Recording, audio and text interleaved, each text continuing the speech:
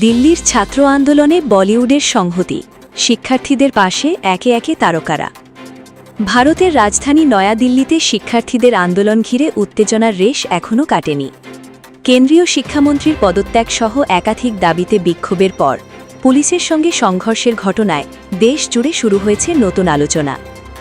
এরই মধ্যে আন্দোলনরত শিক্ষার্থীদের প্রতি সমর্থন জানিয়ে মুখ খুলেছেন বলিউডের বহু পরিচিত অভিনেতা, অভিনেত্রী ও সঙ্গীতশিল্পী।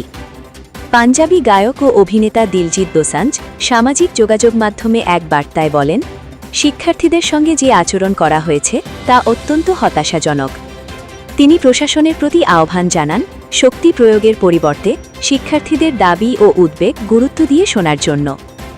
অভিনেতা রিতেশ দেশমুখ এবং অভিনেত্রী জেনেলিয়া ডিসুজাও আন্দোলনকারীদের প্রতি সংহতি প্রকাশ করেন। তাদের মতে, তরুণদের কণ্ঠস্বর দমিয়ে নয়, গুরুত্ব দিয়ে শোনাই একটি গণতান্ত্রিক রাষ্ট্রের দায়িত্ব, কারণ দেশের ভবিষ্যৎ গড়ার মূল শক্তি তারুণ্যই। আন্দোলনের শুরু থেকেই শিক্ষার্থীদের পাশে দাঁড়াতে দেখা যায় বর্ষিয়ান অভিনেত্রী শাবানা আজমি এবং অভিনেতা নির্মাতা প্রকাশ রাজকে। শান্তিপূর্ণ সমাবেশে অংশ নিয়ে শাবানা আজমি বলেন, সংবিধান যে শান্তিপূর্ণ প্রতিবাদের অধিকার দিয়েছে সেটিই প্রয়োগ করছেন শিক্ষার্থীরা, তাই অহেতুক সংঘাতের কোনো প্রয়োজন নেই।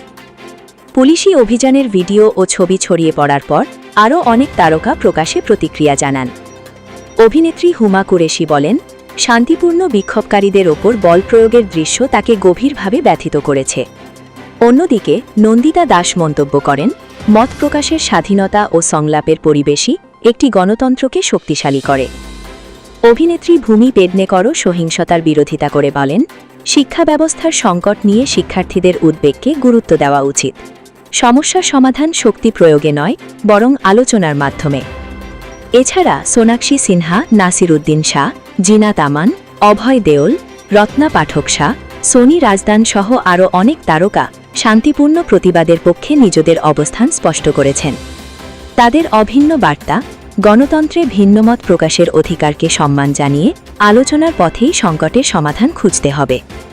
Desk report, is news.